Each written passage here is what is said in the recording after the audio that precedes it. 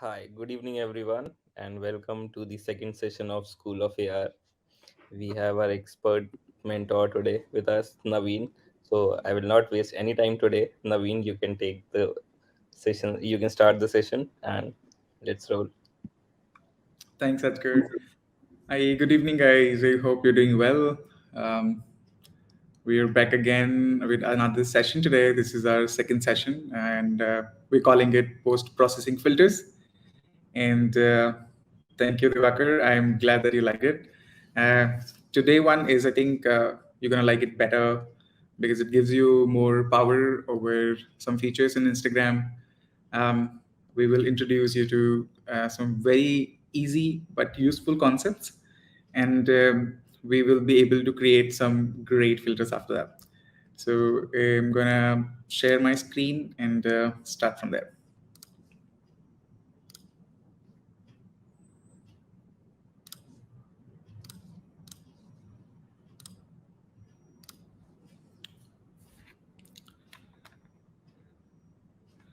Okay, so today's agenda is about post-processing filters, and how are we going to proceed with filters is that you have to open your Spark AR right now.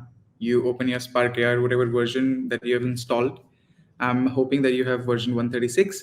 Even if you don't have version 136, it doesn't matter. But you should have a Spark AR version which is quite latest, maybe beyond 122 would be okay. But if you have anything which is later on 135, it's going to look almost alike than that I'm showing you here. And then we're going to talk about the post processing filters. So first, let's open this Spark AR Studio, and you can follow the steps that I'm following. I'm going to open my Spark AR, which looks like this.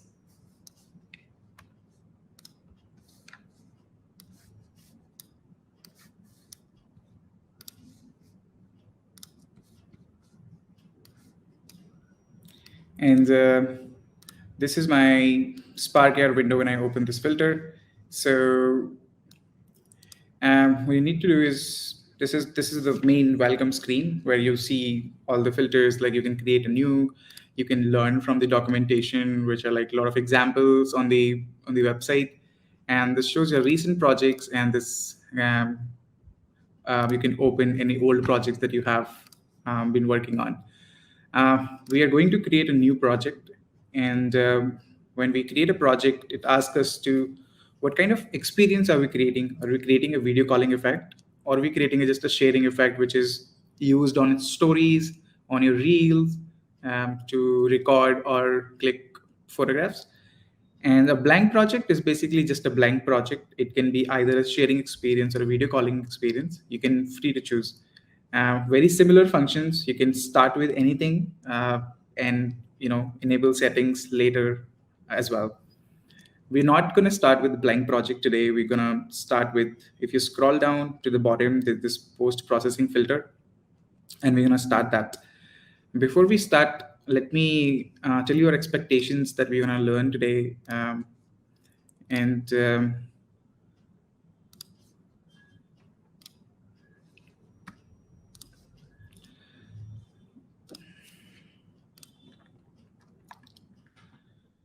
these are kind of filters that we're going to make today. So making your entire camera texture to black and white, and having anything which is with the less opacity to be black, and where you have light to make it a little bit white.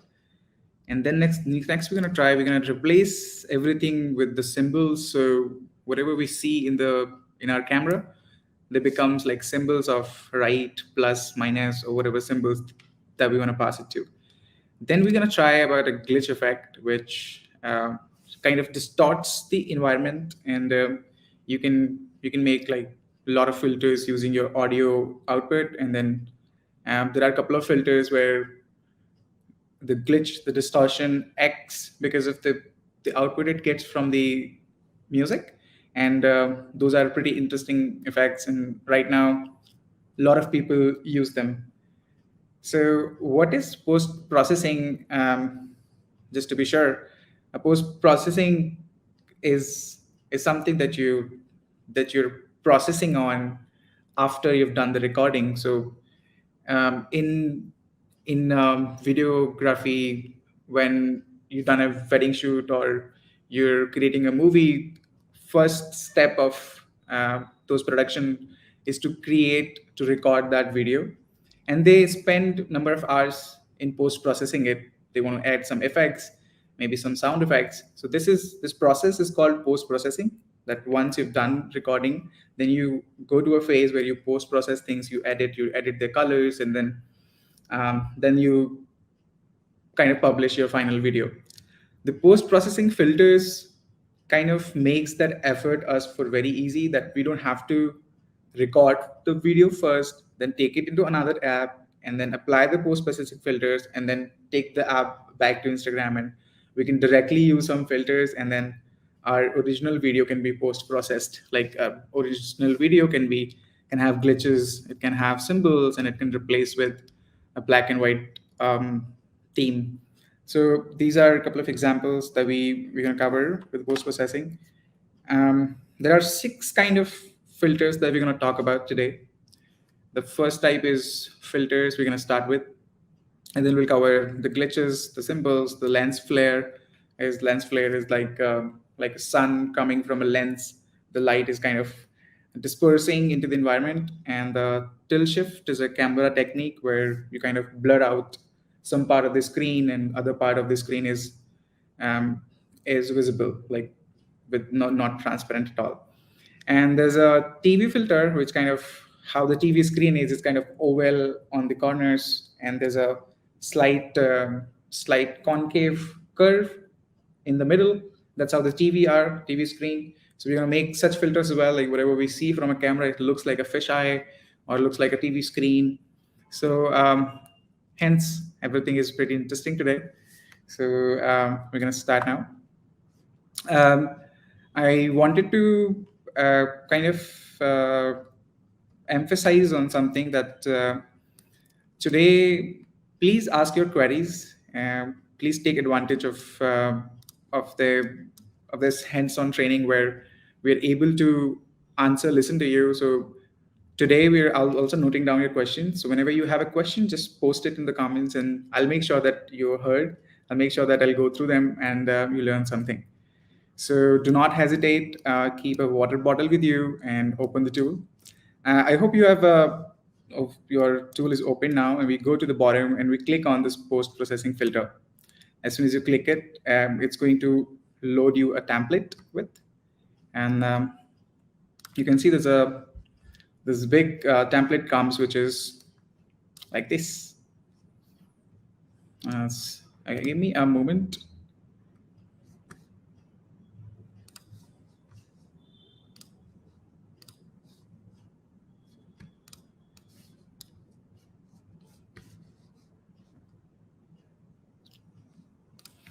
Okay. Um, this is how the filter looks when we open it, and I realized that yesterday some of us were thinking that we were going a bit fast, and some of us were having a little doubts about the how to use the tool. So today, do not get overwhelmed by a lot of settings that you see in this template. We will cover everything one by one, and even if you don't know anything about Spark AR, you will be able to create a very good filter at the end of the session. But you're going to follow these steps. You're going to listen to the concepts that are going to be shared soon.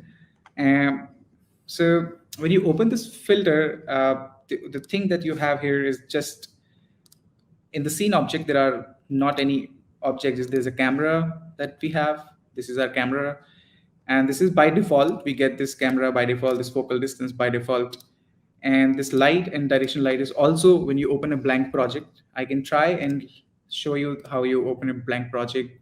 If you create a new project and you open a blank project, this is how it looks. That you have a camera. That camera can see you. That's why you see yourself in the simulator. You have some certain lights in the scene which are lighting up everything. If those lights are not there, then we can't see anything. And so yeah, so this is the basic setup. There's nothing comes in this, like the patch editor also goes very empty. There's nothing here. It's because it's a blank project right now. Whatever scene object I'm going to add here, whatever assets I'm going to add here, they're going to appear. So this one is the scene panel, where we want to add objects, for example, rectangle planes. This is an asset panel where we can import assets like images, audio files, um, 3D models, and scripts for that matter. And then there are a couple of things like blocks. So these all the assets can be added here. You can see what all the assets are. We can add it. We can have such kind of assets like a material as well. Materials are properties of the scene objects, like what kind of color they have. Are they reflective? Do they affect with the light? So these things will be taken care of in the combination of scene objects plus these assets. Um, uh, this panel here is the properties. So if you click on this, on any scene object, it will tell you all the properties, all the attributes of these scene objects, like what kind of color it should have, should it be intense enough, what is the position of it, what is the rotation of it, and then you can. So for an example, if I add a plane here, then I can see that this plane position right now at 0000, which is the center of the screen. So can I move it? Can I move it ahead? Can I move it back? I can those do things, and I can see that it is also changing in my properties panel. All right. So um, similarly, if you have any assets here, for an example, let's say if I have this material, and this material can have certain properties that I can apply. Let's say I want it to be flat. That means do not interact with the light, and it is a white color. And right now it's not assigned to anything. So if these are the scene objects, as I told you, you can assign these things to these things, these scene objects. So when you assign this material to this plane, which is material number 0, this will become white. And if I change this white color to anything else, this will affect into my scene. So this is a very basic walkthrough how to work with the scene panel, the asset panel, and the properties alongside them. Going back to your template. All right, so this until here everything was basic. There was nothing added to this project. The only thing I see here is this post processing filter. This is a very powerful block, and it gives you so much power. Right now you can see that my entire camera texture is glitching, that I have some colors. If I keep my hand, it's automatically moving. I'm not even moving. Everything is moving into the scene. So there are a couple of settings that we do to achieve this effect, and we are going to go them one by one. We're gonna go to all kind of filters, like we talked about filters, then we talked about glitches, we talk about the TV effect and the symbols. All the settings are here. And first talk about the filters that we have. So I'm pretty sure that I'm going to make you understand how this is working by the end of the session, but you have to stay with me to um, to be able to understand first what's happening inside. So can you confirm me in the comments that you have opened the template, and are there any issues after opening this template? For those who have joined a little bit late, I'm going to repeat a little step that we have done. You go to your Spark AR main screen. When you open it, you create a new project, and then you go to the bottom of it and you open the post-processing filter. When you open the post-processing filter, this is where you get. And you've not missed anything. Let me know in the comments that you've opened that you're there, and we can go ahead. All right, thanks, Sahil. All right. Cool. I see Jessica is done as well.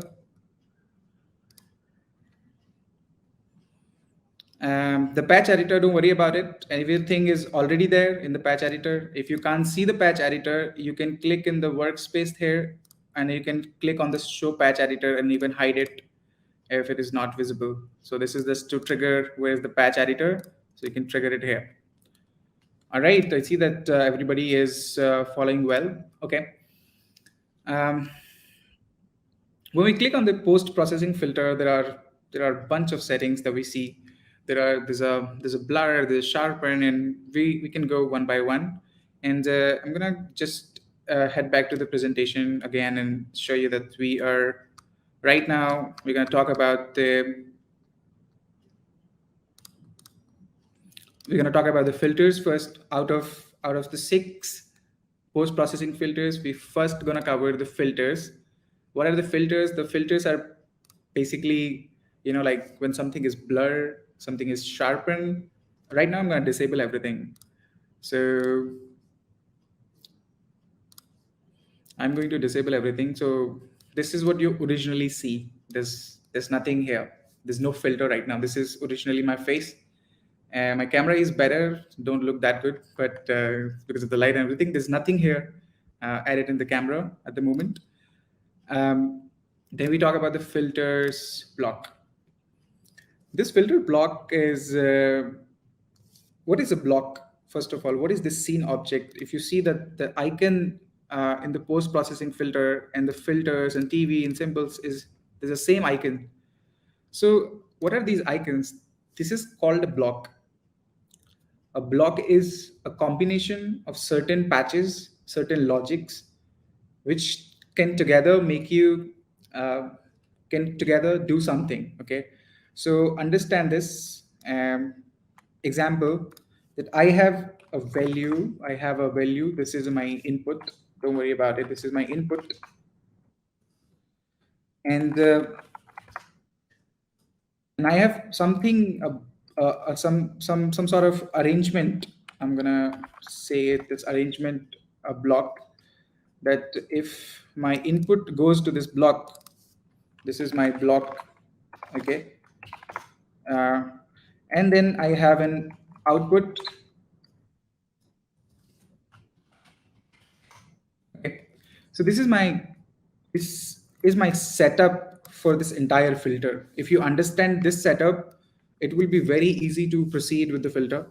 So very important that if you pass something to this block, then this block is going to take that input, do some calculations on this, whatever your input is, and produce you an output. That is my output. So what kind of input I can give this? So let's say I want to very simple block. What can be a very simple block? Okay, add me two numbers. If my block has this function that I want to add number one and also want to add number two, then this should give me the output of addition of this number. So if I have 3 and if I have 5, so my inputs when goes to this block, they do something here, but my output becomes 8. This is not my input anymore. This is my output because they've been processed inside the block. So I hope this is very, very clear. Now we can um, go from one function to many functions. Like they can have like couple of large functions also, like take a color of this texture and make this color green altogether. So whatever my camera texture right now, if I'm wearing a blue t-shirt, make this shirt a green shirt. This block should do that. And so my output will become that. Okay, and uh, this is the main concept of the block, and that's what is happening here. This is my main project. This is my main project, and my main project is giving some inputs to this filter, this block, which is processing those inputs and giving back to this main project. So my if I want to work with this. So these are my inputs. Everything that I'm written here are my inputs. And whatever I'm passing this an image. I'm passing it some blurred image. Here, some sort of settings I'm passing inside this filter, which is being processed, and then it is outputting me here. So output, how do we see the output? You drag the block inside, and yep. So this is this filter block, and this filter block is giving me an output. This is my output, and output is since this is an output and these are my inputs, and this pink thing is my block. These are my inputs. So if we remember this, then I can say these these are my inputs. These are my inputs. That pink thing is my block.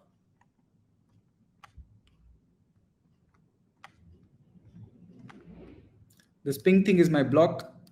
All these outputs, and this is giving me an output, and this is my output. This something that I get from here is my output, and it is a texture. And you can also see what kind of output this is. If it is a type of a texture, you can use a patch called shader and a pass, and you can see that what is coming out of it.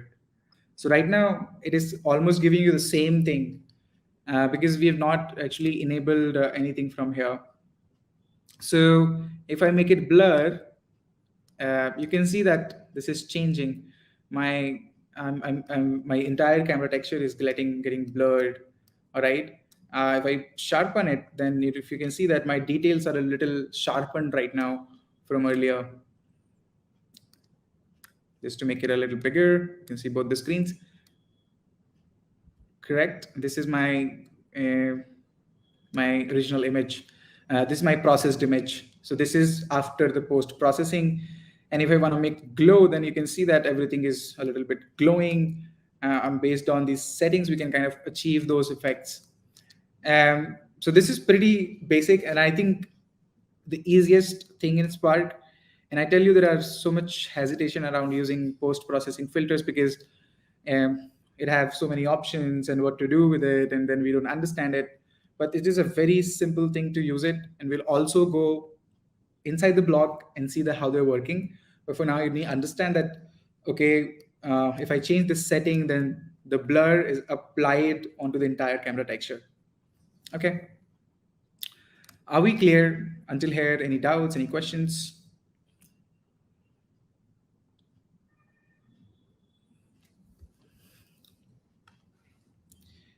Um, Please feel free to write if you have any questions, and I'm going to go ahead after that. I'm going to take a break of 1 minute to just read out your questions, and also see that if you understand this. We haven't added or removed anything yet, but we'll do this soon.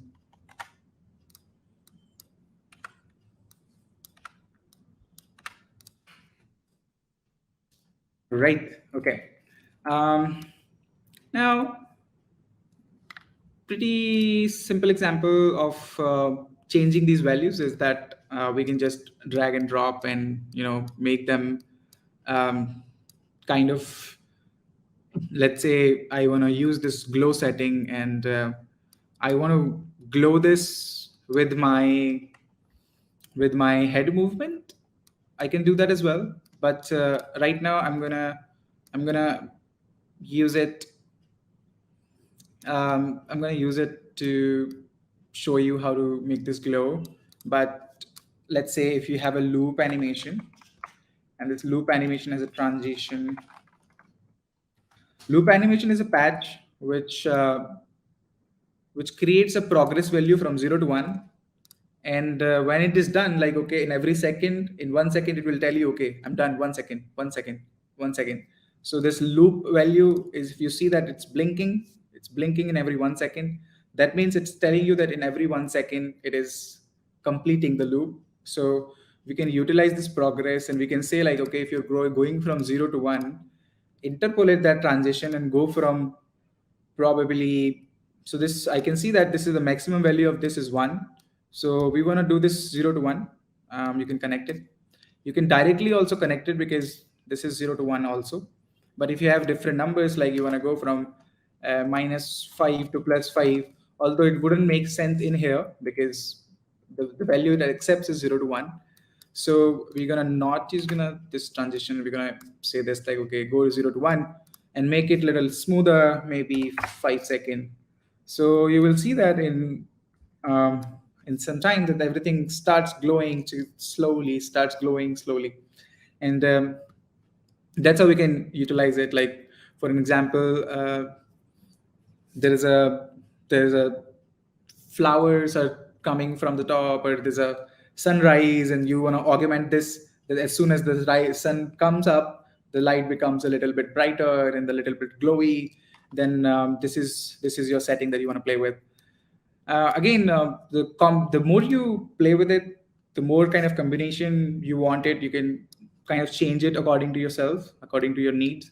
You can change the contrast. You can make it a less contrast. So these are the settings as well.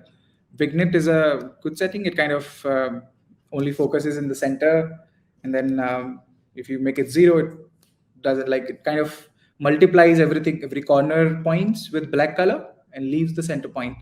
So that vignette setting. So if you see that my all the my corners are they're multiplied with the black color, but this circle shape inside me is still visible. So this is good to make some frames where you will just want to focus on the center of the screen, and you don't want to work with the corners of the screen. Um, the another thing is sharpening the image. This is very similar to what you possibly see in other photo editing tools where you have sharpen settings. What sharpen settings does is kind of applies convolution. Convolution is a very good technique. Everything works on convolution. This images that we see, this blur that we're doing is also results of convolution. So for convolution, what happens is that there are, for an example, okay, um, consider this is my screen. This box is my screen, okay, and these dots are the pixels that I have. 1 2 3 4 5, and maybe about 10 here. So this is a 5 x 10 screen, and I have this. Consider this is like 1 pixel. Now if this pixel value is very strong, if this pixel value is very much like it has like a good detail, then we call it like an HD image. That's what this good cameras do, like this iPhone or like DSLR. What they do is that the pixel density when we click the images is very high. So 1 pixel have so much detail, the light value, the color values, and the focus, the distance values, like where is it the pixel point is lying, from where it is projecting. So all those things are stored in these pixels. To blur it out, what we do is that out of four, what we'll take maybe we'll create it in a 1 pixel. These 4 pixels will create it a 1 pixel. So what we are doing actually, we are deleting the details. We are kind of saying that we don't need so much detail. We just want to see everything blur. So that's what happens when blur happens. We kind of delete some pixels from this image, and the blur output comes. And for sharpen, it is exactly the opposite. It kind of multiplies and kind of amplifies the details on single pixel. Okay, I hope that post processing one is clear. The contrast is pretty much how much you're different from your neighbor color, and the higher you go is weird it looks. But it can depend on your filter settings, how you want it. If you want to if you want to design something which is like a different planet, and if you say that the aliens, they have they have so much bright screen that you can't see, look at them, then this is it. This is it. And the grain is there are grain is like we kind of add some sort of noise textures over the scene, so it becomes like sometimes we have pimples in our face. Sometimes we have like a little bit not so good, like walls are very bad. So if the walls are bad, if you click the photos, that it's going to look pale, it's going to look yellow. So what we do is that we kind of multiply it with grain, so everything has a constant dots over it. So if you see right now my face over face, there are like the constant like a texture on it, and this is the grain that we have. If I put it to 0, you will exactly see. If you see right now, if I put the grain, then you might not see like so many details in the image. We can turn down the vignette and you'll be able to see this better, this grain. There's a size of the grain as well, where you can increase the size of the grain, like how thick or how thin, how small you want it. And this is the last setting in this filter. This is all done because of this block.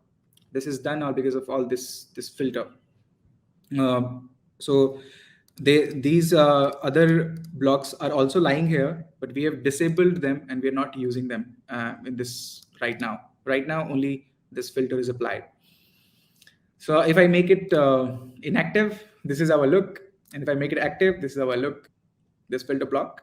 So it does add some sort of post processing to our live scene. And this is kind of a very great advancement, I would say, into the computer graphics.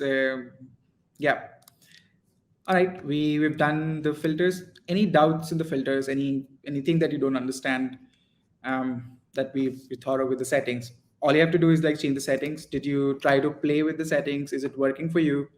Are you able to see yourself blurred? Are you able to see yourself in another planet when you change the contrast? Are you able to see this vignette where you're center of the traction and there's a grain in the scene, and like are we able to do it?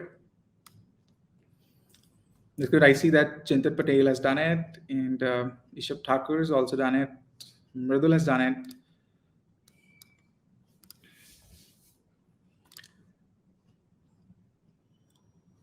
Okay. Next filter is a glitch filter. Let's talk about the glitch filter first, and then because I want to go inside and show you the couple of things how this block is made. Um, or maybe we can keep it to the last so that you understand well. Let's talk about the TV filter now. I'm gonna remove my vignette now. I don't want it. I don't want anything actually. I don't want this filter to be active at all. So it's not active. Now I want this TV filter to be active. If I click on the TV filter, so if you click on the filters, there was this active button, so you could activate it or you could deactivate it. You could also adjust its opacity, like how much should it affect my environment, maybe like 10% or, you know, 40%, 60, 70% or 100%. And you can also like control how much post processing do you want on the camera texture. Um, the grain is animated as this say, is it not? Don't think that's working, but we can make it animated as well, like the grain can be like little bit moving. um, we'll cover that if we had time today. uh, I'm going to disable it and then move on to TV filter now. Just like the filters had this active button, this TV does not have an active, right? It has the active, but it has been somehow used. If it is yellow, that means it is somewhere be used in the patch graph, the patch editor. This is the patch editor, okay? Then I see that there is this sender patch is coming to this active patch, and it is activating it, and we don't have control over it. So what is this sender patch? So this is a receiver from sender. This is a receiver. If you see this three, that means it is coming to this. There's something coming. It is catching something. It's kind of like a signal receiver. So who is sending? You can click on the this button and you can go to the locate sender, and you will see that this is controlled by this entire the main patch. That means if it is controlled by the main patch, then its setting, the main block, its setting is here. The TV, yep, the TV setting is here. So you can click on it, and well, you could directly go here and find this TV. But I just wanted to make sure that you understand what this means if we can control these elsewhere otherwise as well.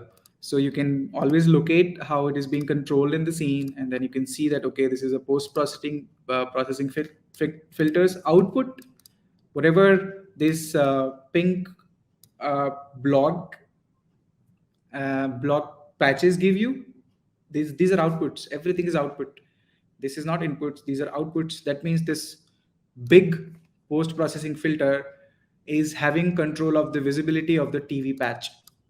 Okay, so but do I want to give it? Maybe I don't want to give it there. You know, you can control that as well. So First, let's just look at it how it is, and then we can modify the settings.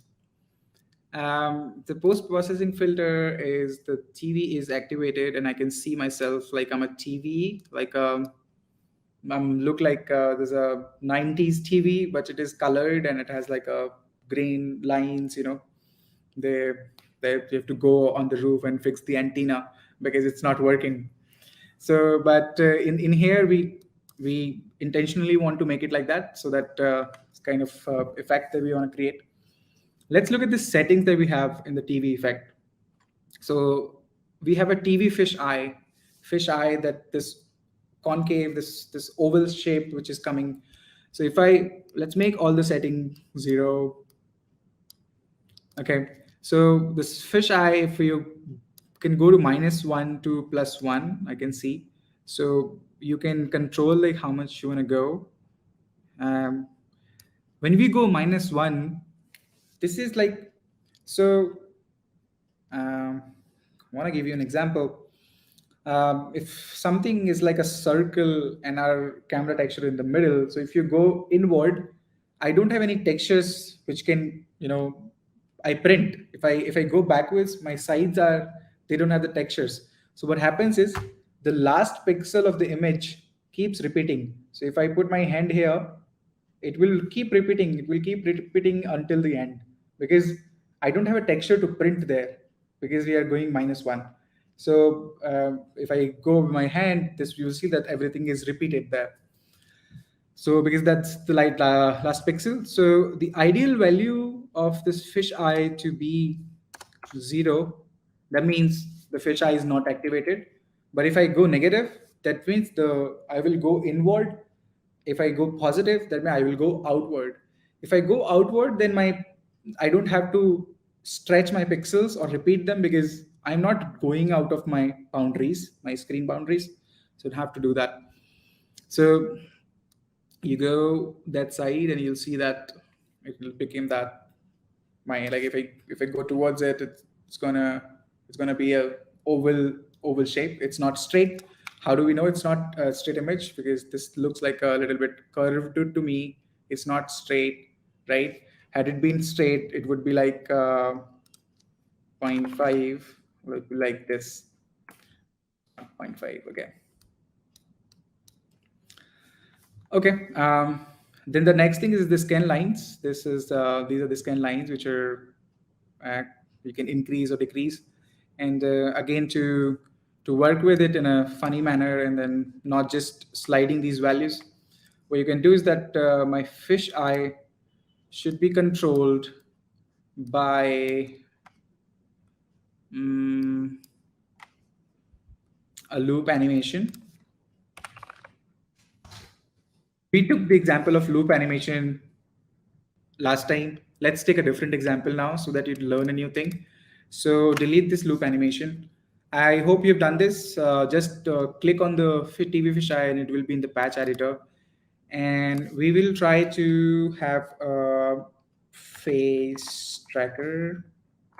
So for the face tracker, like if you want to track your face and do things based on that, there's a very simple thing that we do. We click on this plus icon in the scene panel and we type face tracker. You will find face tracker like this. When you enter, this face tracker will come into the scene. Now if you notice earlier there was these arrows were not there, but this face tracker is these arrows. This face tracker is it's tracking my face. It's kind of, it knows that where's my face, and if I move, this moves. That means I can utilize these values to make these changes. So let's say I want to utilize my face tracker. So what I do is I click on the face tracker, I drag it all the way here. Okay. And it is a setup of that the face is found, the face is selected, and this is the position of the face, this is the scale of the face, and this is the rotation of the face. So these values we have. Now, let's do something that if I look left, or if I blink my eyes, then make me a fish. Okay, like kind of give me a fish eye kind of thing. So there's a face output from here. That means if I need a face, what I need to do is that if I blink, so there's a blink patch into the patch editor, into the patch library. You can click on the blink. And this blink has two things. This is an input and this is an output. It takes the face, which face is blinking. So right now, face number 0 is blinking. You can have multiple faces. There can be multiple people in the scene. So we can also control like, hey, face number 2 blinks, or face number 1 blink, face number 3 blinks. Ideally, you can add up to 5 faces, but I think 3 faces should be good for a good performance of the filter. This blink, if you see that very closely, if I blink, there is a there is a this patch is also blinking. That means it's detecting my blink.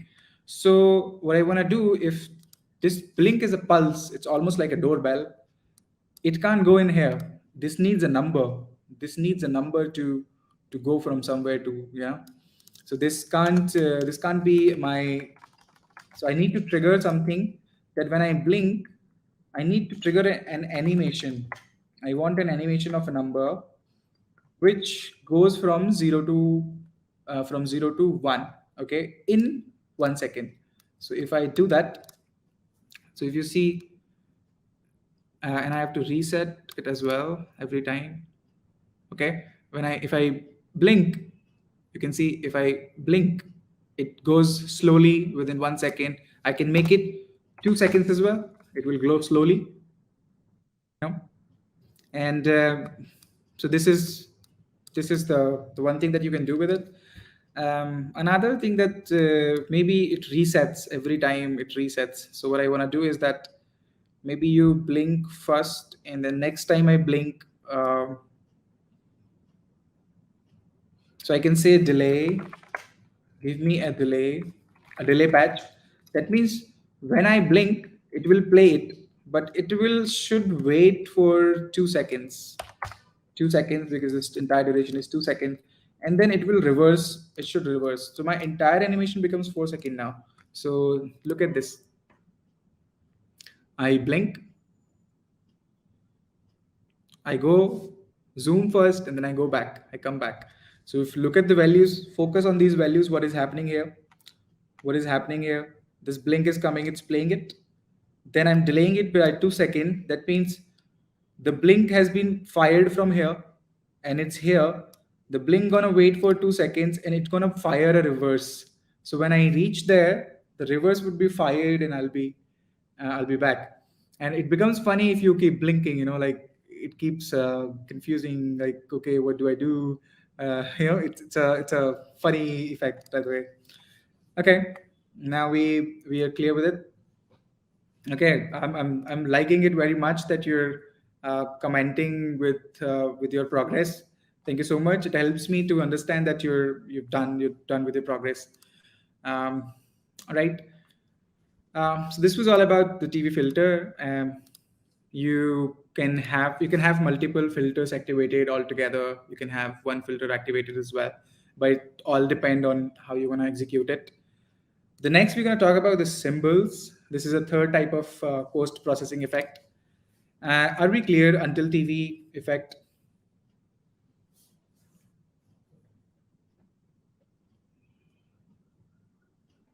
Okay, Mahek, I understand your question. Same question I can see 2 times. I will answer your question right now. It seems a bit unrelated because we're going through the concepts of this blogs, but I will make sure that I answer your question, and we will get to it.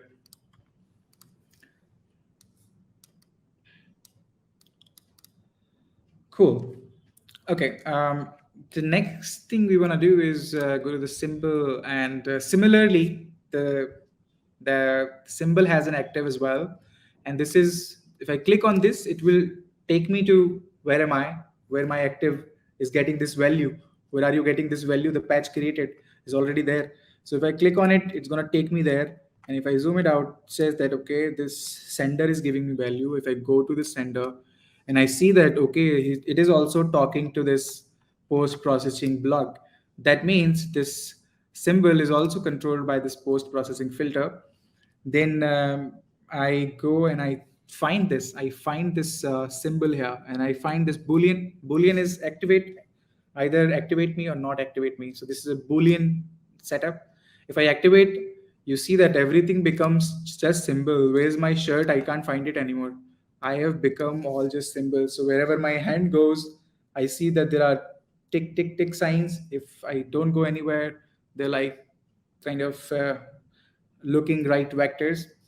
And it's zooming in and zooming out because of our fish eye effect. So we can go ahead and um, not work with our TV effect anymore. So our TV effect is not applied. Now it will not zoom even if we blink or do anything. So what's actually happening here is that there are the symbols has a couple of settings. It has the color of the symbol that you can change. Maybe I want white color, then it's probably looking like this. I can have certain number of colors that can look like this. um, Symbol scale is important, but it is very strange about symbol scale is that if you reduce it, it's going to be bigger, but if you increase it, it's going to be smaller. So this is a pretty weird thing about this, but since we know it, it works anyway. So if you see that right now, it just becomes like a game of something. This is, I'm actually moving my hand. So wherever you see the right mark is my hand is there. And so it's kind of interesting to work upon. This is an ideal, I think, ideal size to work with it. And yeah, that's pretty straightforward. You can change these symbols. You can change these symbols as well. I'll also show you that how to change these symbols. What if I want emoticons, a lot of emoticons, a lot of smileys? What if I want a different color? So let's try to also work on this. um, I want to change the color very frequently by automatic mean. So I go to this symbol color, I take it somewhere alone where I can work on it. And right now it seems that we can talk to it pretty in peace. And we want to apply different colors to this guy. So what I can do is I can have a color value. I take a value input, and there are a couple of inputs that you can give. It can be a boolean, then it is like it will tell you the truth or false. If you're color, then it can tell you to have any color out of the spectrum. You can choose anything, whichever color you want. So let's say if I want this blue color again, probably not. I'll take this color. Okay, it's a little pastel color. That maybe this color. Okay, so this is color number one. And if I give this color to this guy, I'll see that everything is that particular color. If I have another color similarly, and this is a little this color, and I want to have another color which is a little bit different and contrast with these colors so that we can see a change. And we'll have one more color to make sense of it. I think let's go green. Let's go green, guys. Let's go green. Okay. So I see that now. Just make sure everything is visible everywhere. Okay. So this color, if I change, it's gonna change. If I color, it's gonna change, and it's gonna change. Pretty dark, huh? Okay, we're gonna change to this. Okay. Now, so how do I change from this color to this color smoothly? Like either I can have this color or I can have this color as a simple thing. Like if I have a option picker, if you remember from yesterday's class, we used option picker to take textures, either flowers or those stars. So similarly, this can have a color input, and I can control this. I can give these colors to these output inputs, and I can say that give this output to this guy, And I can change this to 1, 2, 3, 4, right? 1, 2, 3. The 4 is not actually. You can also change the number of inputs from here. You can have a maximum 32 kind of colors and keep changing. But right now we just want 4. And how do I change this number? I want to change this number every time I blink. So every time I blink, we already have this logic that if you every time blink, what should happen. So instead of moving everything here, I'm gonna just create a sender patch from here, and I'm gonna say, are we following? We're following together, correct? Let me know if you're behind. So right now we just added 4 colors. Any choice of your colors, given them to option picker, and the output is here. Then we're gonna take this blink pulse, and we're gonna call it blink sender. And this is a type of a pulse. Always change them to what kind of input you're getting. Always change them so that it's easier to understand. Then I can go here and I can ask for a receiver. I can use a receiver, and this receiver has having a lot of receivers. So pretty much difficult to find out where's my blink sender. Okay, this is my blink sender. Then you can do that, or you can just right click it and tell it to make a receiver, and then just drag it there. But sometimes when you have bigger projects, you can't really go and like keep dragging to there. So it's better to find a receiver and then assign it to blink sender. All right, so if this blink happened, I want a counter which can count values for me from 0 to 4 and give this to here. Okay, so now every time I blink, it's going to change the color. Every time I blink, it's going to change the color. I'm not doing anything. Every time I blink, it's going to change the number. um, Now you see that this is just a blink pulse that is doing it. What if I want to do it on a screen tab? Why not do it on a screen tab?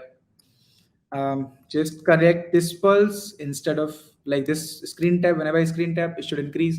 So if I screen tap onto my this, uh, you can screen tap uh, by pressing control, or you can click on this burger icon and say like, hey, simulate touch. When you say simulate touch, this will become like a circle, and when you click, it will give you the colors. If you see that, if you're clicking, it's changing the value to something else. Now, this is okay. This is pretty much easy, and everybody would be able to do it, I guess. But let's make it a little more unique filter. Like, let's create something better than just changing the color entirely. Like, this is a very all of a sudden, like the colors change from red to yellow or yellow to blue, or like. So I don't like it. I want smoothness. I want it to be smooth. So how can we make it smooth? So let's take an example. Let's remove this guy from here. I'm not going to use it for now. And I'm going to just put it back.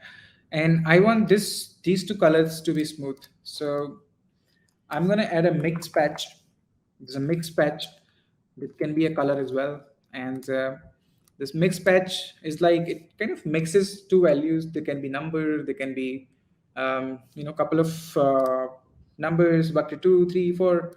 And right now we want to mix to these 2 colors. And we want to say that how this mix work is that this is a first input. This is my first input. This is called top input. This is my bottom input. And this is my alpha.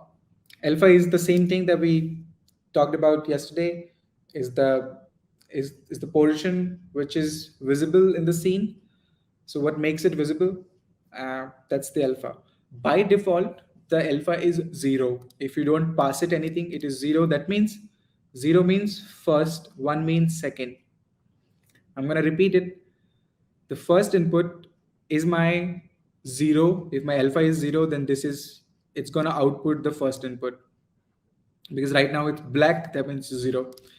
And what if I have an animation patch, and this animation patch should be triggered a screen tap. Like when I screen tap, there should be an animation played, and this values should go from 0 to 1. Right now it's 0. Right now it's 0. This progress value is 0 right now. But when I click on it, and when I click on it, it's gonna be 1. So if you see the transition right now, it's so smooth. It's red. If I click on it, uh, look at this value changing. Right now it's 0. Right now this alpha is 0. Look at the everything. Okay, right now this alpha is 0. If I click on it, it's gonna go 0.5, zero point 0.8, and if I make it 5, you will see this change to even slower. You see that the color is changing to completely now. When it becomes 1, it will be entirely the second color. And you could also use a number here. Like if you see that these are the color values only in this alpha, I could make it like maybe zero point 0.5, then it's a mixture of both the colors. It is 50% this, 50% this, 50%, 50% top input, 50% second input, and that's my total output. If I make it zero point 0.4, this is 40% first input, 60% second input. If I make it zero point 0.7, then it is 30% the first input and 70% second input.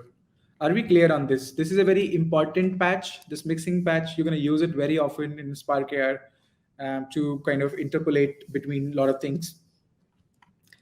I hope this is clear. It was a pretty simple example, but it's useful, I guess. And this is my symbol filter. I'm going to remove it for now. Oh my god, the symbol made me look so much different. Okay, thanks Akshay. I'm glad you understand everything. The next concept that we're gonna go is tilt shift. Tilt shift.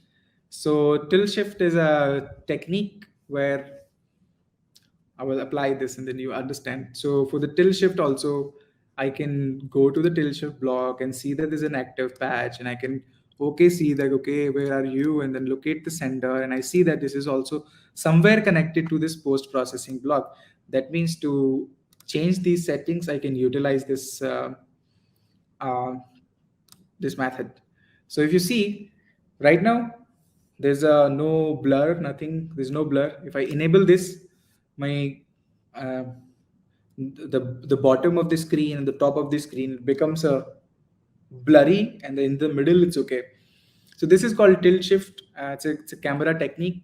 There are a lot of cameras who supports it, and they charge higher value because we support tilt shift. But in today's time, the post processing makes it so simple that don't need to have this capability in your camera, and we'll just blur it out using technology. So um, very simple tilt shift. You just have one input, which is how much do you want to tilt shift.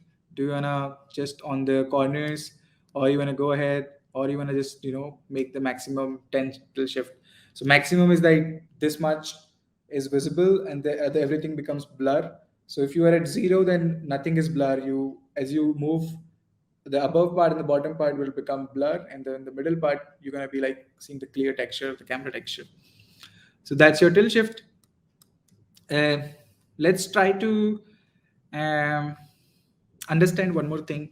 Like if you want to change this setting, although it's better to control everything from one plate, like everything is here and we can do all the settings, but no, you want to have like a clear understanding, like where do I change my settings particularly.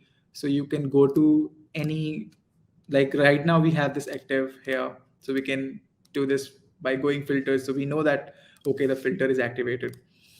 But if we go on TV or symbols or tilt shifts, we don't have the setting. So let's do this to, maybe we can do the symbols, I think. Let's do the symbols. So first we go to the symbol active, and we see that it is coming from this symbol, but we say like, hey, no, we don't want this input, and go away somewhere. This is what I want, and I can just click here. I can click it manually, or I can delete this. If I delete this this will not be here anymore. This is not a yellow. If I click it again, it will come back into the patch editor, and then you can control its visibility based on some logic, or you can just manually do it when you're on it. So now you can see that the post processing filter has this output, but it's sorry, where which was we working with? We were working with the symbol. Okay, so this symbol, if you do that, it's not going to work. Now it's not going to work from there because we removed it. We removed it from there. So it's going to work from there. It's going to work from, because we changed it. We changed it to be activated from there. So you always have this flexibility to change things according to your needs, whatever fits your working process better and simpler. You can always change that. Tilt shift is done, and we are going to glitch, but I'm going to go to it last because it's very important, and I'm going to kind of going to teach you something very, very new to create your own glitch and not trust any templates, so that you can be an independent creator when required. Lens flare is the we're going to switch to lens flare now and come back to glitch again. So we are done with filters, we're done with TV symbols and tilt shift, and we're gonna go for the lens flare now. This lens flare is activated again the same manner earlier things were activated, and we just learned how to change these settings. I can just remove it, and I can delete this. I can directly make it activate from here. And if you see that when I remove this, there's no okay. We also have this activated somewhere. Tilt shift, we're gonna remove that, and we're gonna go to the lens flare. You can do this from here also, but as I explained, one of the examples, I'm gonna change it from there. So if I activate it, I see that there's some sort of circular lens flare is coming, almost like lens flare is like a light coming from a camera, because of the sun is coming at it at an angle and reflecting it perpendicularly, so these lines are visible to us. um, you can control its opacity. Yep, that's right, Jessica. We can control, if you disconnect the inputs from the main block, then we can use it separately for sure. But the only thing this main block is doing here is that giving you everything at one place.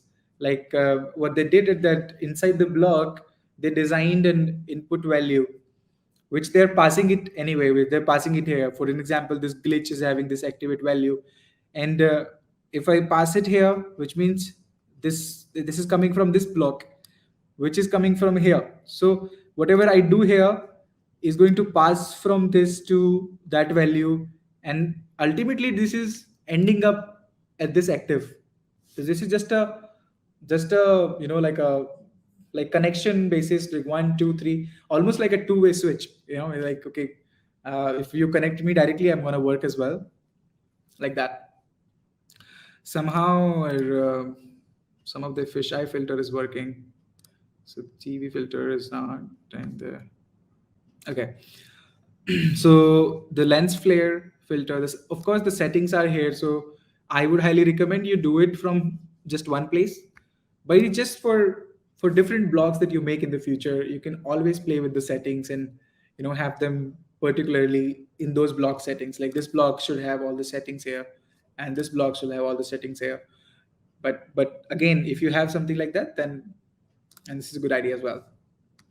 Now, the lens flare has a couple of settings, that how much is the intensity of the lens flare that you want, how much is the hollow, just some color values. Lens dot is, I think it's saturating it better. This is just the camera texture, I think, lying on the up. If you see that my hand moving is also visible into the scene, so those lens flares kind of have my camera texture printed on that. And there is a saturation that you can make it black and white, and kind of like a rays coming out of something. You can augment like a sun in the middle, and then these layers, so you can utilize them the way you want. Basically, you have the four settings to activate and deactivate them. Um, these were the most of the settings of these filters. Let's go to the glitch one now, and we're gonna kind of go into the glitch inside, and we're gonna work on it. Um, First, let's enable the glitch.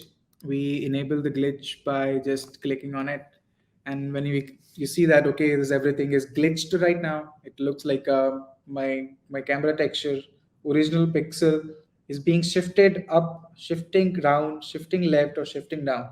So this is the like some shifts are happening in the pixel values of the camera texture. So how's that happening? We're gonna get into it, but let's see what kind of settings do we have. We have the glitch amount. I'm gonna disable the lens flare. The glitch is having the glitch amount. How much do you want to glitch? If you make it to minimum, then very much, very less. If you don't want the chroma, then the glitch will only appear without the color, like there's no color, but just shifting of the values. And the glitch scale is like if you make it less, then the glitch scale, it looks like a water falling. If you make it more, then the amount of glitch at every single point is higher, like the scale of the glitch. And if you make it big, then it's like a chunks of glitches, like bigger chunks of glitches, like that. If you make this chroma, then there's a little bit of RGB values also glitching together with the glitches. So these four settings, but we can change the kind of glitch, we can change the kind of grain we are adding, we can change the kind of symbols we are adding, like not just straight symbol like uh, plus minus dot signs, but also somebody's faces, emoticons. We could do that as well. We can also use different flares that we want to use. All you have to do is go inside these blocks and edit them accordingly. And but most important thing to take out from this session is that how to get familiar with the settings, how to get familiar with the inputs and outputs. What is a block actually doing? You should understand that the input, where the input is going, where the output is coming from. And so that you can, maybe you can use a block inside a block and inside a block and inside a block. You could do that for your complex setup of your project. But to be able to do that, we must know the concept that an input comes, being processed, and the output goes away. This is the concept of block, and it is not going to change. It is going to stay the same no matter how easy or complex projects you make. So um, this is almost it. I'm going to go inside the block, and again, I think we can postpone the going to the inside of the blog first, and then I'm going to ask you any questions if you have until here. Anything which is not clear regarding the explanation, anything which you think that is challenging to how to understand the connections and everything, just feel free to write it down. If not right now, I'll take them those questions at the end of the session. But remember to write it down. Maybe some of us don't ask, and if you ask, their doubts also gets cleared. So yeah, feel free. um, I'm gonna go back to our main agenda, that what we have covered. We have learned what are the post processing filters. We've seen what are the blocks, but we'll go into it. How to use the blocks from post processing filter, and then we'll break down the glitch block, and then we'll also teach you how to upload the filter into um, an Instagram, how to upload your filter, and then we'll come back to your questions. So right now, let's use a block in a from the post processing filter template. Sorry. Um, Now this project has a lot of things in it, and it has got like, oh my god, so many connections and so many blogs. But all I want to do is that just work with the glitch or work with the filters, just change the blurriness, opacity, the saturation. I don't want all the functions. What if I just want one function? Do I really have to import all of these things? No, I don't have to. I don't want something which is not useful and make it like, hey, I'm disabling you. You can't be here.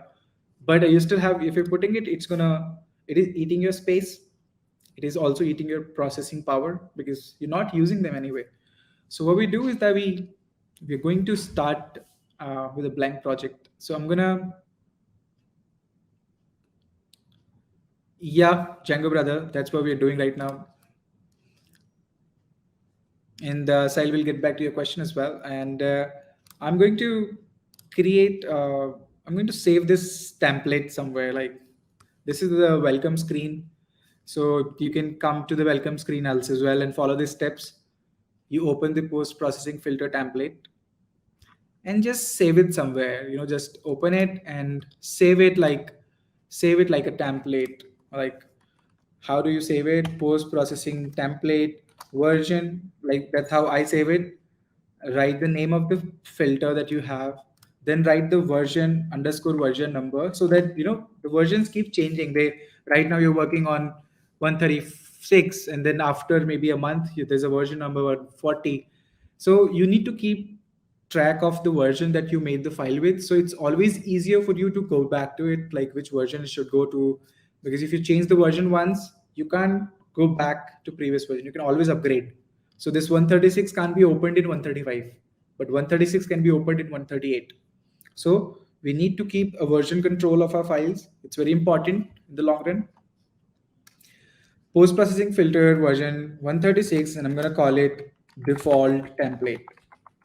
Okay, there's no changes that I've done into it. This is how exactly it comes. Okay, and I'm going to save it. So now it is saved onto my particular path of projects of May, and then I can go back to it and I can utilize some things from it. If you notice that all these blocks which are here, if I remove the glitch one, if I remove it, then I'm not going to see it. But since it has a lot of settings, so it's not a great example to work it here. So I'm going to discard it. Let's create a new project. Everybody should follow now. Let's create a new project, which is a blank project. Nothing else is in here. We go back to the blank project. This is how it shows. This, you see yourself. If your camera is on, if you can also use some of the simulation videos, like this girl. Find her pretty cute. um, there are these filters. I've also recorded myself in a very bad mood, and I can just nod and then do some interactions like that. So you can have multiple people if you're testing with multiple faces or something like that. For now, we're gonna stick to the favorite girl. Okay. So now, whatever the block were there, they were first imported into the scene, and then they were instantiated. So I'm gonna look at myself only. Okay, so this is we go to this plus icon. Okay, and in the plus icon we go to import, and after importing we go to the computer. And when you go to computer, you like wherever your post processing template is, and I see my default template is here. This is where I saved it. I go into it and I see that there are a couple of folders which are there, like the script folder, the shader folder, and this is blocks folder.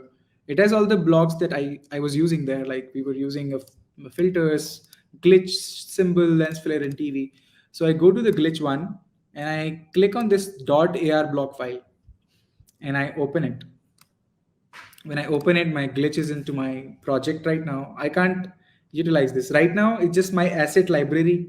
This is just an asset. I don't have any operations on it. So what I'm gonna do, I'm gonna right click on it. If you right click and if you say instantiate, it's gonna instantiate a copy of it into the scene. That means the glitch is here now. Earlier it was not there. I'm gonna delete it again. I said I clicked on it and I said instantiate, and this was there already. Another way to do it, I'm going to delete it again. Another way to do it is that you click on it and just drag it where you want it. That is also a way to do it. How I usually do this is basically instantiation. This instantiation is just for the block. Excuse me. And Now the glitch is here. Now just the glitches here, but we can't see any operations that happening. We can't see any glitch effect until so far. Let's open our patch editor. And now remember the first thing I told you about the blocks. It takes some inputs and produces some outputs. The outputs are always from the block. Like if you see that, like whatever these things are coming, these are outputs.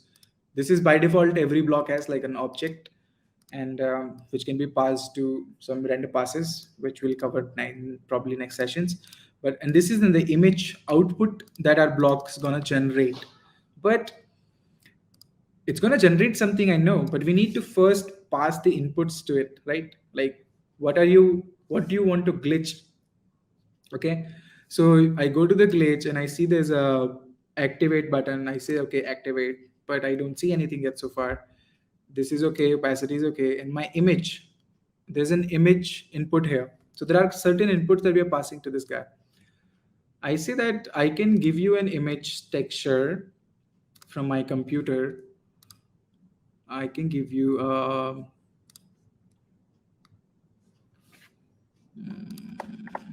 now.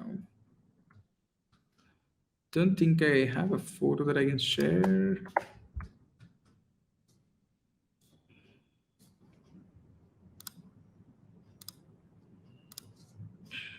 Okay, there's a lot of personal information there.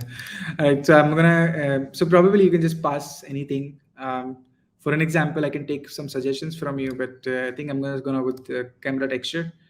Camera texture. If you click on the camera, yesterday we also utilized the segmentation in the camera texture, but today we're just gonna utilize the camera texture. And then the camera texture, we click on plus icon, that it takes out that camera texture to the texture section. Now if we go to this, we can see that in the drop down, but we can't see that in the drop down. That means we click on this, we make a producer patch. Now this is called a producer patch, these yellow patches.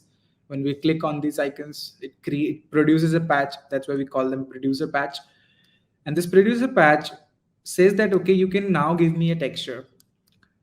But don't get confused, that don't just connect this image to this. That would be very wrong. This would be very wrong. Why? Because this is my input.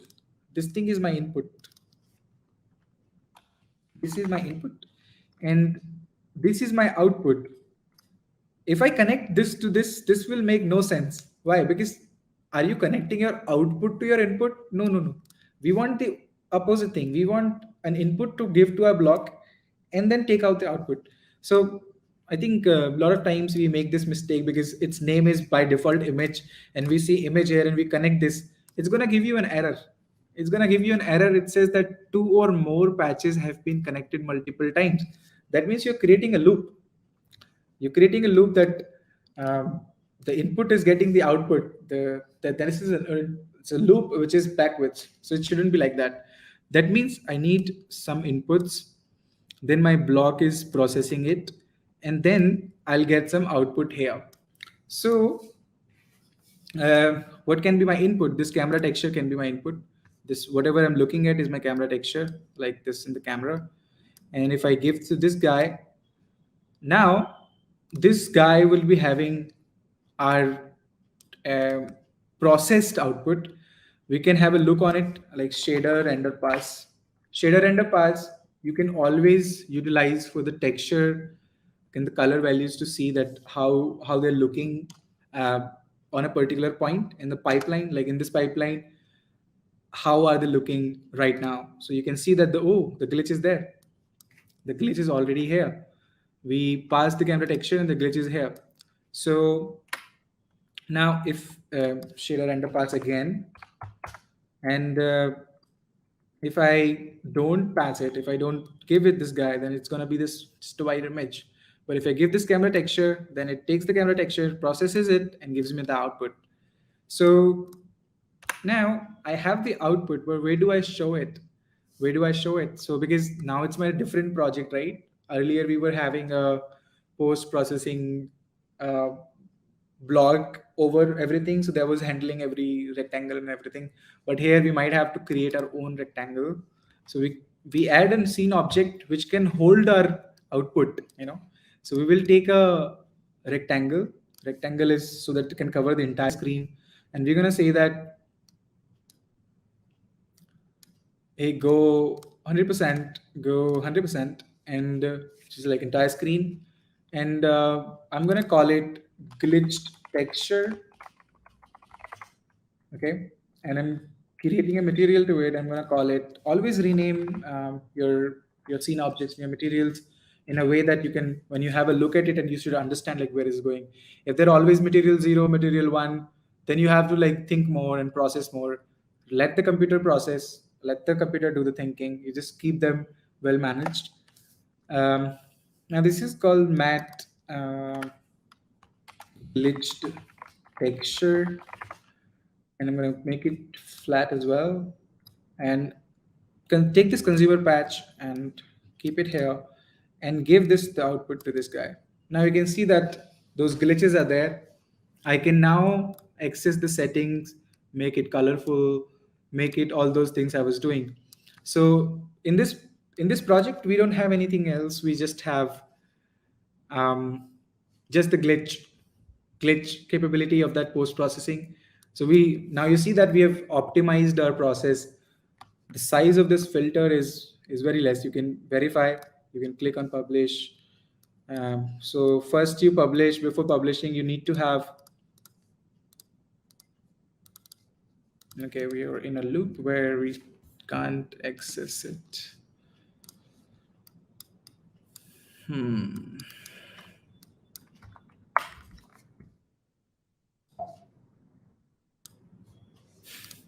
Okay.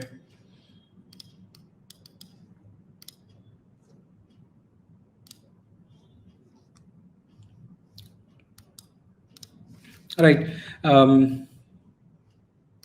Input, and then now we can access it. And so this is the independent project having this glitch block, and then you can do the similar things for every kind of block. You can import the TV block, you can, whatever your project needs, you can import it. I can see the amount of glitch is too much that I can't even see myself in there. Now, I want you to like create your own blocks. I want you to create your own own distortion, on texture distortions, rather than relying on templates. But these templates are good to start with. They are good to work with, because they give you already set up things to learn. So when you go through them, it makes you realize, sometimes you can take a reference of something if you forget, okay, how they are set up in the template, and then you can go to the template and you can always verify, okay, we're not doing anything wrong. um, Now we're gonna advance to one more level now. Before we do that, are we clear? Everything is clear. Do we know everything about taught here? Yeah, fire glitch is just a texture thing. I mean, you can have a fire texture, and then it can be a fire texture for you, fire glitch for you. But for fire, for water, for drops, I think a session is planned, and I think that is towards maybe a couple of weeks, after a couple of weeks. But that is the most interesting thing I I can teach you about in Spark Air. But that's gonna wait. That's gonna wait for a while. Then everything becomes like watery. Then if you move your hand, and then there's a fire coming out of your hand, and we'll go there. We'll go there. Don't worry. For now, just focus on. Is there anything that you're missing, that you have doubt before we go ahead? Because we're gonna advance to one more level now, with very simple, simplistic way. Even if you're a beginner, I hope you would understand everything. So I will take this as a yes, and I'm gonna close this. Okay.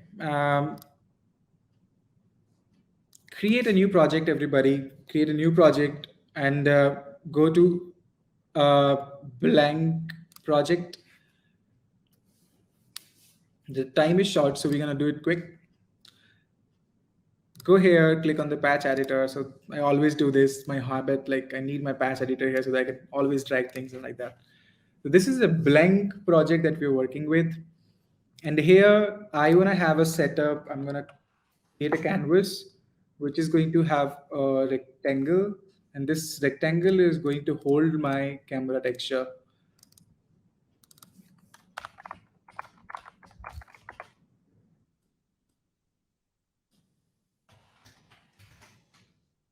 And the camera texture should come from here, and we can just directly assign it to the material here like this, or you can create a consumer patch here and assign it here. The one and the same thing. There are a couple of ways to do this things differently. So we have not done anything else. We just created a rectangle which is holding our image value there. And now we're going to create a block. Let's create a block which is so to create a block, you can just create a block here, like add plus, go to the block and just create a block and rename it to maybe my first block. Say my first block, or say my first glitch block. Okay. And if you double click it now, it's going to open a new project, it's probably in the background. If you see that this project has different settings, there's no scene here, there's no scene here, there's no uh, the lights, there's nothing here. There's a so different setup, but everything else stays the same. The essays, the properties, the patch editor for that matter. It just the the device camera don't have to repeat, because this is certain part of the project that we're gonna do it outside the in a different project, and then we're gonna come back to it. So I'm going to repeat myself, so that we're going to create a certain operations in a block, and those operations will take some input and process it to an output. So the device and camera, they don't repeat. So everything, it is just like an object. It is just like an object which is going to work, which is going to do some things in here. You could also, have a plane.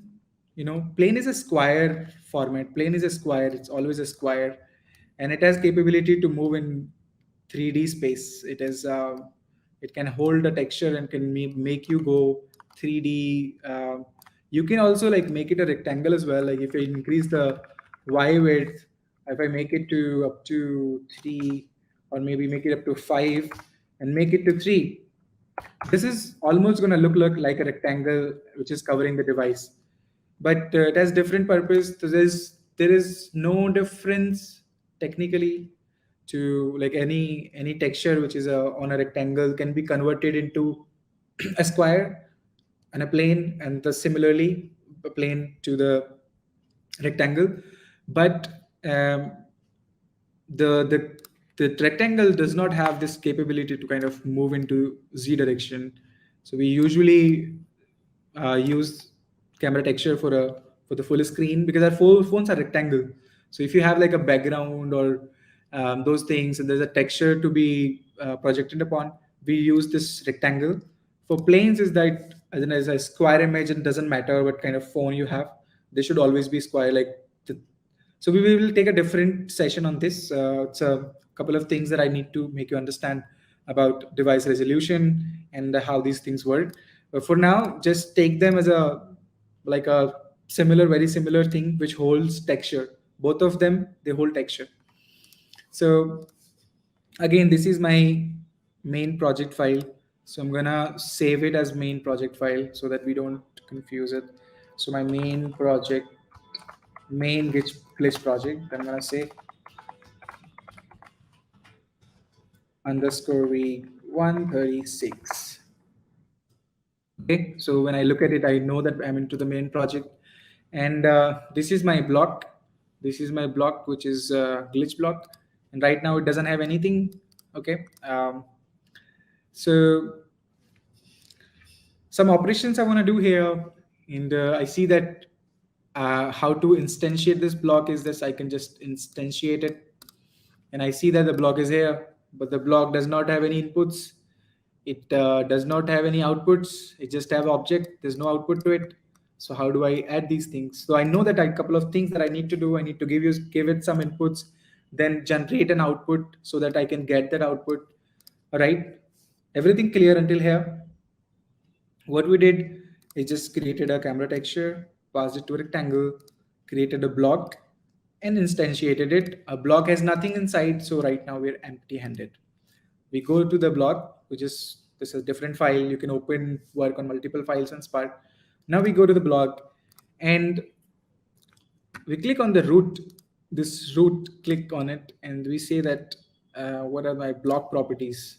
Okay, so you click on the root and you click on the block properties, and you create an input, which input is my, it should be my camera texture. So it has to be, you need to make the type to texture, and the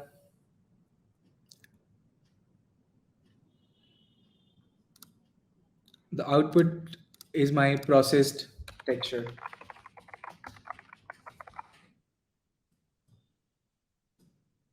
Always remember to make the, what kind of input are you having, this kind of a texture or not, what kind of camera texture you're having is like a texture output, the input type or output type, we should always declare it like that. Now you see my, when I'm inside the block right now, I'm inside the block, not in the main project. The two things, this is my main project and this is my um, block.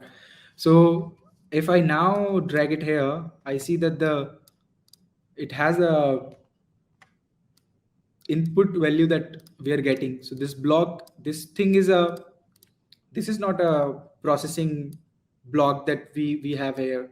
Like this is a different thing, and this is just color is the same, but this is passing me the camera texture that I'm gonna get from here. Okay, so um, and there's this output that I'm gonna give. So this is my input, this is my output. In the middle, I'm gonna do some processing. All right. So let's, so right now, if I do this, if I do this, like I did not make any changes, that means it's just gonna show me directly. But this should be my output. And if you see that now, this is my main project. I click on my first glitch block and I see the input as camera texture, which is we've given here as camera texture. The same name comes here, camera texture, and we can just give that camera texture from the camera texture. All right. So we gave this to the camera texture. I hope this is clear that we have the material now. The our material earlier was having texture from it. This is our initial setup. But now we have a block and we want to show the glitch. So we change that to the process texture, like show the process texture. At the moment, since there is no processing, the the texture is same as the camera texture. But if you do some processing, we will realize. Now I also want to import some sort of glitch texture, but let's do it later. I'm gonna create a value and make it a color, like a black color, just to show you that. Okay, this is a, it's a color value, so we can't really pass it direct that. So we have to convert that to. Okay, just wanted to test it out. Right now it's the same thing and it's working in the main file. So when you do some processing in the block, you have to save it. Once you save it, there automatically reflects here, this everything gets refreshed. If not, you can try to refresh it here, and always save something before going back. Coming back to the block, there's this texture sampler patch in the patch library, which takes the texture and samples it, and samples it as in the UVs. With respect to the UVs, what are UVs? UVs are the coordinates of each pixel. UVs are, they start from 00 from here and they go to up to 1 1. So they're basically these coordinates of the pixels, like where am I, where this point lies, where to show this fan, where to show this light. So every pixel has some details, and these are the details. So it takes, it samples the texture from here, and takes the inputs as a UV coordinates, and there's a vertex attribute patch in here, and you can say texture coordinates.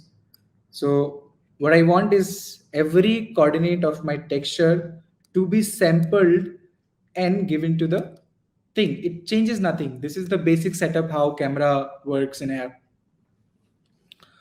So um, okay, now this is a basic setup. This is not going to give you a glitch, but now if you remember when I was telling you about the glitch, that every pixel shifts either top or left or bottom or down.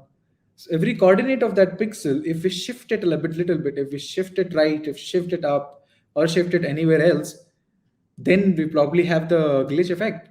So how do we do that? So this texture coordinate, I know that this is a two vector thing because x coordinate and y coordinate, right, on the the mobile screen.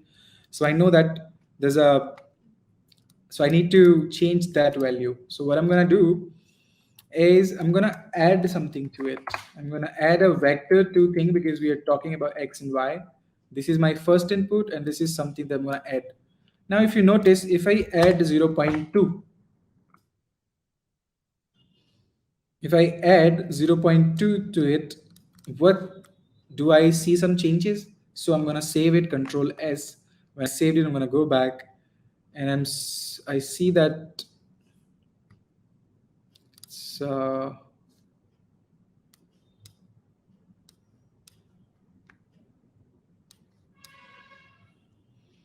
I'm gonna go with some higher values this time, maybe zero point 0.5 and 1, and I'm gonna save it.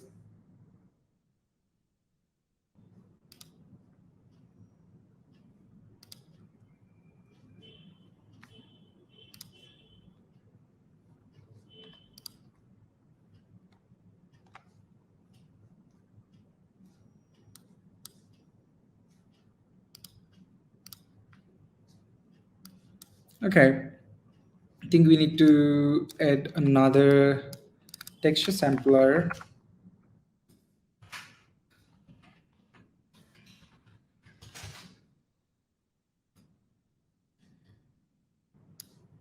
Not really. This is being added to this, and then it's not showing up here. Maybe we increase this value to a greater number.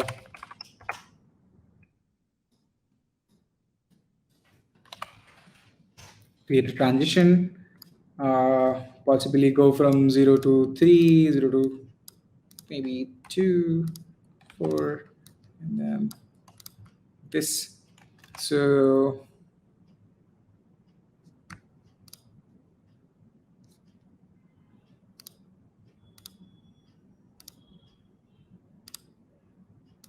this is there. Don't see why it's not working. The camera texture and the material texture is here.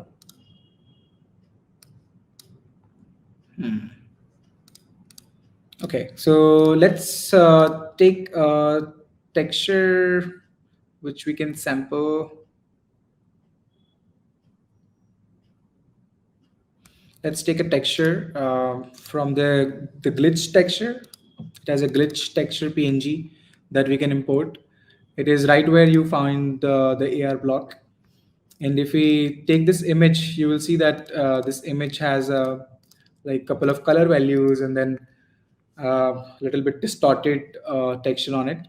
So I'm gonna invite this texture to be sampled.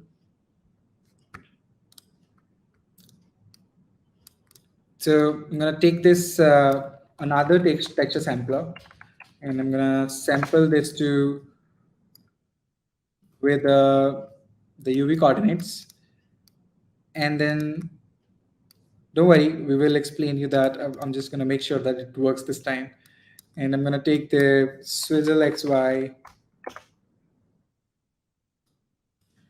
XY, and I'm gonna add it to the previous edition, and if that works,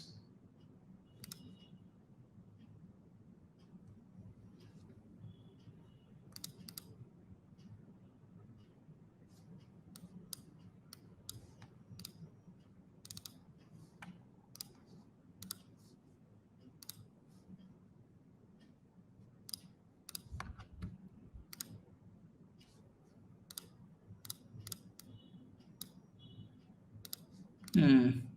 I don't see a reason why it's not working here. Supposed to supposed to give me a glitch effect there because we're passing this texture, modifying its coordinates, and sampling this texture back to those UVs where the original UVs are being changed by the color values of R and G color values of this glitch effect. Sorry, and that is that should change it. Uh, okay. All right. What we're gonna do is let's import that block that we imported earlier, and we're gonna delete everything from that block, and we're gonna add something so that it works. Um, and I'm gonna delete this block, delete the block we created as well, and instantiate it now.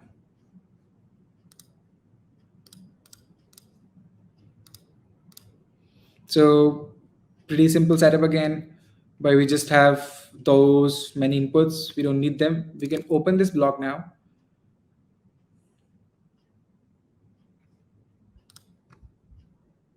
So this is the glitch block that we were earlier. The glitch effect was giving us. It is a little bit complex, so I wanted to make it simpler for you, but that somehow is not working. Probably there's some sort of settings that I'm missing on it. But let's try to delete everything from here, and then we're gonna work with that. So I'm gonna delete everything. So this is my block. This is my inputs. This is my inputs. This is my output, and whatever is happening in the middle is my processing. So I'm gonna delete everything from here. I have deleted everything, and you see that this is the original block that we get from the post processing template. And now I'm gonna use the. Okay, I'm also gonna delete all the inputs because there's so many inputs, we don't need them all. All we need is a texture, just the texture, and we're gonna call it cam texture. And output is a processed texture. We're gonna repeat the same steps we were doing there. We just wanna make sure that this works.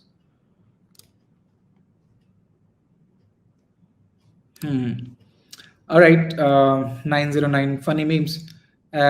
Right now, it's a blank project. If you see, there is nothing, there is no input in here. There's just one input that we have created, and there's one processed texture that we have created, and there's nothing in here. There is nothing at all. So I'm gonna create now uh, the input of the camera texture and do some processing, and that should go to this output, processed output.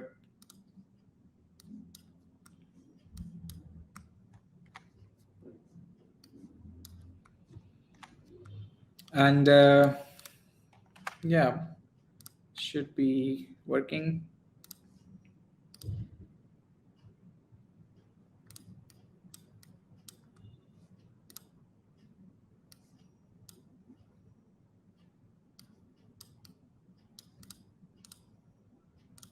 I hope these connections are clear because this is the main thing that I want to teach. Like, what is the input, how to recognize the inputs, and how to uh, do your processing and output it as a process texture.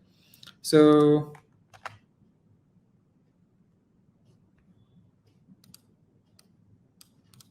yep, and now I'm gonna use this as a texture sampler.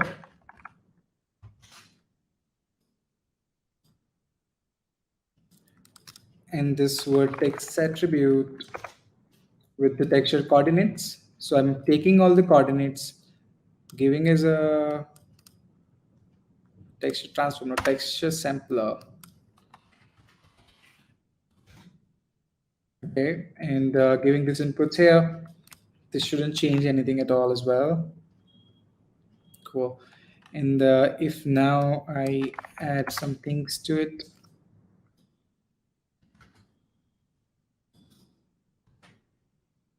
yep, now it's working. There was something problem. I don't know what was wrong with the other project that we created, so we had to recreate it. So I want you to understand that now we used this texture sampler, and initially we were just passing all the texture coordinates, so it was the same result that we had. But now we want to add some things, maybe this glitch textures, um, you know, RGB values, or we can just right now we just add a loop animation, changes these values from vector 2 from 0 to 1, and then we get it here. So you will see some shift into the scene, like this is moving, this texture is moving from shifting from one point to another point. um, Again, understand this is a very important concept again. And once you get this, you can create your own distortion. This was my setup previously, that I wanted to, I was giving this directly, then I was not creating any operations on the camera texture. Now I took the camera texture and I'm sampling it with the texture coordinates. That means wherever my coordinates are, I'm shifting those coordinates by a value which is changing from 0 to 1. So if that's happening, then you see my entire coordinates are shifting, because both are shifting in the similar manner. If I go this to like 0 to 2 and make this 0.5, this will be probably shifting more towards x and less towards y. Let's save it and find out. So this is how it's going. This is how it's going, right? And after, like, we don't have any textures there, so it's printing the last pixel. Okay, similar to the fisheye effect we were having. Now, um, I what I want to do is that I want to create this glitch image. This is my glitch image, and this glitch image should give me this variation, not just numbers. So I'm going to use a texture sampler again, and I'm going to sample this texture, this glitch texture, and I'm going to take the vertex attribute. That means I'm going to take all the coordinates of of my rectangle. I know this might be a little confusing, but if you try to understand, if you have questions, we're gonna take them and make it clear, make it better. And this gives us a texture, so we're gonna swizzle it out to XY, and may not set by maybe XY, and this add it here. So now the output would be, now you see the output, it's way much like I see myself in the back, but I see that the glitch textures has taken over. Like everything has so much of the glitch. So how do I control that? It's pretty simple.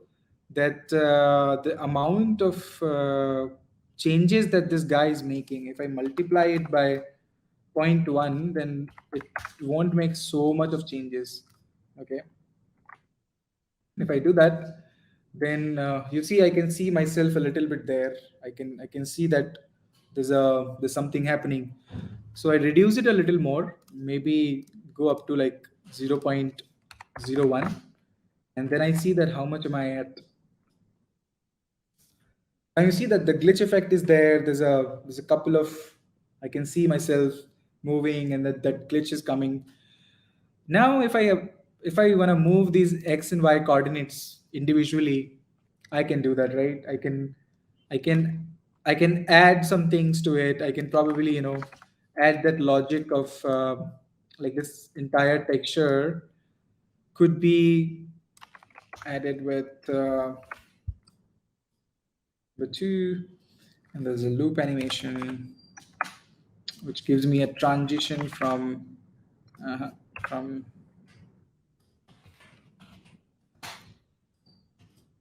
I hope you're following. I'm just using a loop animation, and this value from which goes from 0.05 to, let's say, zero point 0.2, and this should go from 0.1 to zero point 0.5. And then if this addition gives me a value, then I should see some movement into my scene. Can you see a little bit of movement? And if we do this to multiple coordinates the way we want, we can create our own glitch and own distortion effect. And if I do this like not in 1 second, but in like a 0.1 second, I will see this a little faster, like a little faster than then you see like there's a vibration happening like a earthquake. So you can use that distortion technique from it. Very simple. If you want to pay attention again, I can also share this file. So we have created our own glitch effect like that, and this is inside the block. So I always try to arrange my project better, my patches, so that everything is visible. Um, so I spend like some time to on it, so that if I make any changes later on, they make sense to me. This is it for now. If you have any immediate questions regarding blocks or distortion, shoot them right here. And any questions overall, because now we're going to move back to the questions and then talk to you. Yep.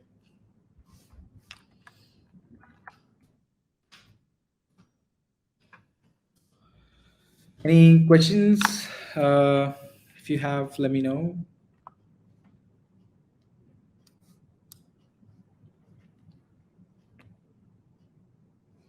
Okay, I think I'm gonna take some questions that I received one by one. I want them to be answered. This is Divakar says as Mill and Meta 7 exam certification is same.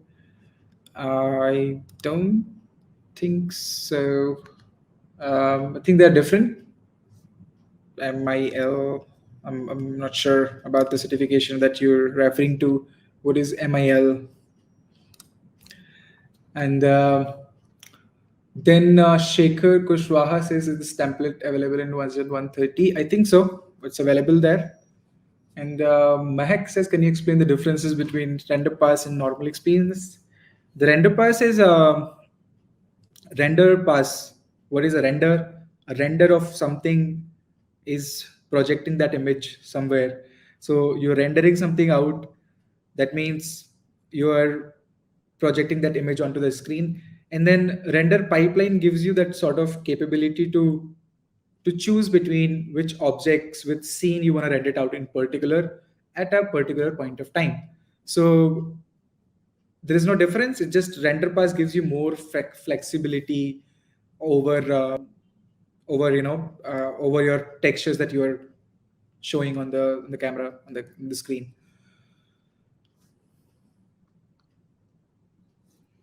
Um, how to use correct patches. You gotta learn about the patches one by one. Go on the documentation, learn about it. If in simplest example of a patch is addition, and you can take more patches into the patch editor. Try to play with them one by one. Takes inputs and outputs, and then better you get with them, and better you will be. Ajit Kumar says how to clear patch editor in one click. You can select the things that you want to clear and just press delete. So simple. And if you've deleted something accidentally, you can always control Z. Okay, Django brother, we've all covered your questions already about the glitch effect. Red glitch effect, yes, for sure. Just use the red channel or pass the red texture where you want the glitch is possible. The last thing was about it. Can I use a screen tap and option picker? I think we answered this already. The part where we can make money out of this, other than having fun with AR, is when you realize that you want to be in AR. Is the time you can make money from AR. Yep. First, you have to learn it. First, you have to practice. Of course, be with these sessions. Possibly, we will. I will try to make you learn as much as I can. If your interest is still there, you can do a couple of things. And talking about money, I hope I know it's a very new thing right now, but it's pacing up, and I think people are making a lot of money. I mean, there's a lot of brands making filters now, so they need creators like you. So there's always shortage, and that's why these programs are running. So better you take advantage of these things, and then um, become better with time.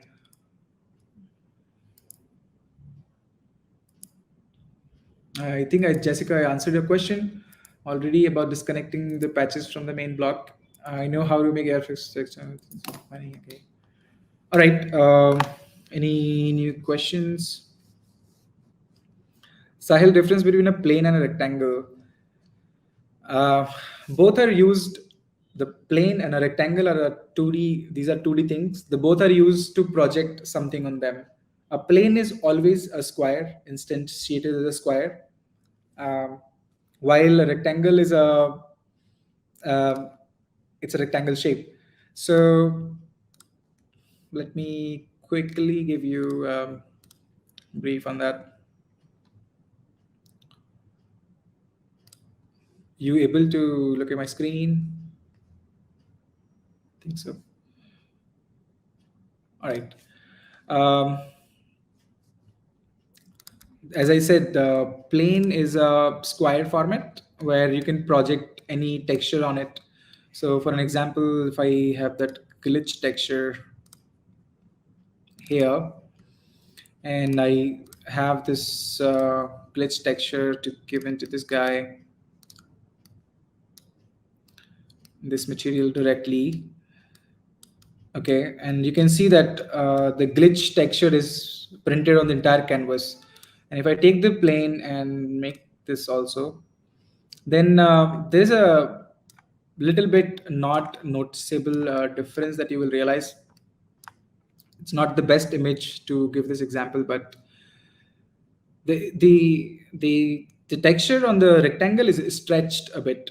It's because it is printed on a rectangle, which is not square, and my texture is a 256 cross 250, is a square dimension. So that's where we kind of make sure that we can do both. We can do both. Let me disable this, and you see that this is a clear image how this texture should look like. And if I scale it down, if I scale it up, it's going to be a different image. Three. If I go 5 and 5, and then if I do the canvas is a stretched image, is not the same image than this. This is stretched, and this is not stretched. If you see, there's a difference between these two textures, but we'll cover it better, I think, with better examples next time.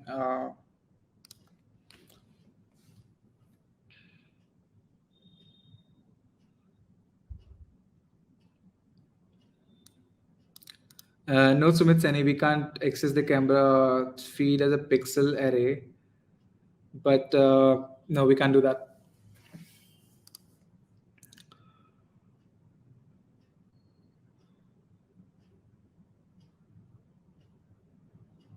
Yes, Anand, you'll get the materials. Can you explain more about vertex attribute and swizzle patch? Sure, Parth.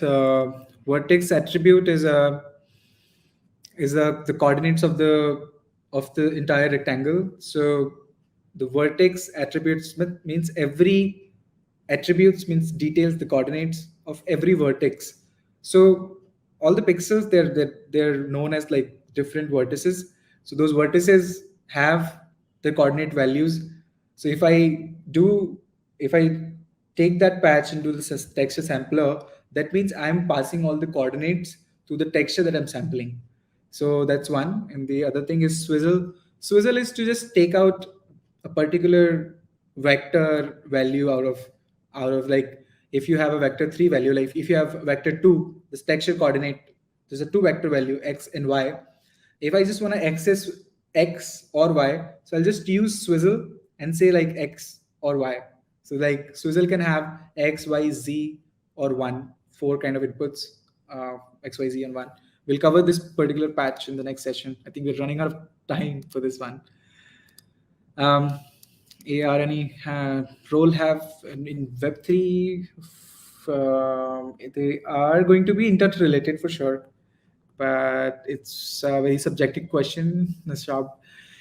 Um, Accessing camera feed from Pixel Array, I'm sorry now. Can you explain yep, internship from Meta. Yep.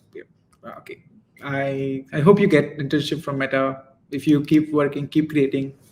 there are people right now looking at talents like you. So keep creating, and they will reach out to you for sure. Um, I'm done with the session today. For the next session, please look for your emails. We will send out some pre-workshop material that you should go through before coming here, because that would be beneficial, because the more we go into it, the better and advanced filter we're gonna make during the sessions. And by the end of the session, we're gonna create something really, really AR. Yep. Over to you, Anamika. Thank you very much, Naveen. It was a pleasure listening to you, and I hope all of us who have listened to the session would be able to, derive value out of the learning that you've imparted. The next session is scheduled for 5th May, 6 p.m. And I've shared a link in the chat where you're required to share your AR effects. And till then, keep practicing. Thank you once again, Naveen. It's a very insightful session. Um, Thank you, Namika. It was great to be here. I'm happy to share all these advanced topics in a very common language that everybody could understand. And it was great being here. Thank you for all your questions and patience. Yeah, thank you. Thanks a ton. Thanks. Have a great evening, everyone. All right, bye bye, guys. Bye.